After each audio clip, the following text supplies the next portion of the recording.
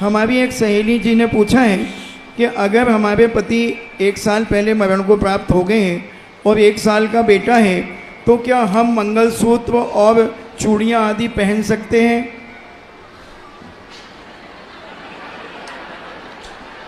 अब ये सामाजिक परंपरा है। हमारे आगम और शास्त्रों में तो ऐसा कोई निषेध और समर्थन की बात नहीं आई। हमने इसको गौर से वर्तमान युग में पढ़ा। राजाओं के मरण हुए, पतियों के मरण हुए, लेकिन ऐसा कोई उल्लेख शास्त्र में नहीं पाया कि उस स्त्री ने चूड़ियाँ फोड़ दी हों, मंगलसूत्र उतार दिए हों। ऐसा कुछ आगम में उल्लेख नहीं। मात्र एक हरिवंश पुराण के अंदर, महापुराण के अंदर एक उल्लेख मिलता है देवी का, कि उसने उदासीन रूप में होकर के, उदासीन रह कर के, और जब उसके देवका दिवंगत हुआ तो उसने 6 महीने सफ़ेद वस्त्रों के साथ जिनालय में व्यतीत किए। ललितांग देवकी देवी का वर्णन आता है, तो वहाँ श्वेत वस्त्रों का उल्लेख मिला। दूसरा उल्लेख एक मिला पद्म पुराण के अंदर, जब रावण का मरण होता है तो मंदोदरी आदि सारी रानियां अपना वहाँ वैधव्य के कारण नहीं सब कुछ श्रृंगार उतार करके आरिका दीक्षा ले लेते। उसी समय अभी तुरंत का, अभी जिस दिन रावण का मरण हुआ उसी दिन अनंत वीर नाम के केवली वहाँ पहुँचे। उनके सानिध्य में मंदोदरी आदि 48,000 नारियों ने दीक्षा ली।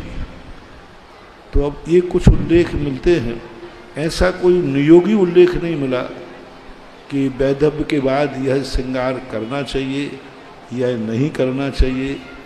आगम में तो नहीं है। अब रही बात आपकी लोक परंपराएं, तो ये जनपद में आती है। जहाँ जैसी लोक परंपरा हो उस परंपरा के अनुसार यथायोग एडजस्ट करना चाहिए। अति भी नहीं करना चाहिए कि उसकी इतनी उपेक्षा हो जाए कि लोग देख करके घृणा करने लग जाएं। इतना भी नहीं होना चाहिए कि कोई व्यक्ति उसके ऊपर कोई भी बात सोचने लग जाए।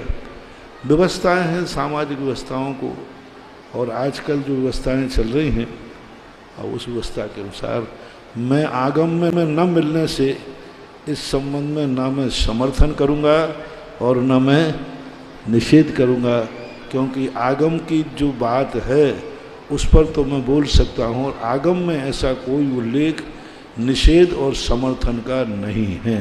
तो श्रृंगार के संबंध में ये तो तुमने वैधव्य की बात कही, हमें तो शास्त्रों में ये भी नहीं मिला कि शादी के समय कौन सा श्रृंगार करना चाहिए, क्या पहनना चाहिए, क्या नहीं पहनना चाहिए। कोई पूछ सकता है कि एक सुहागवती नारी के लिए कौन कौन से आभूषण पहनना चाहिए, तो कोई आगम में उल्लेख नहीं, कोई मंगलसूत्र की कोई चर्चा नहीं है, कोई चूड़ियों की चर्चा नहीं है, कोई पायल की, और वो क्या बोलते हैं अंगूठे में बिछिया बिछिया बिछिया, ये भी कोई आगम में तो कहीं शास्त्र में नहीं लिखा। सामान्य 16 श्रृंगार लिखे हैं नारी के, उसमें ऐसा कहीं नहीं लिखा कि ये कुंवारी के हैं या विवाहिता के हैं, ऐसा कोई नहीं लिखा। नारी के 16 श्रृंगार लिखे हैं और उन 16 श्रृंगारों का वर्णन शास्त्रों में बराबर आया है।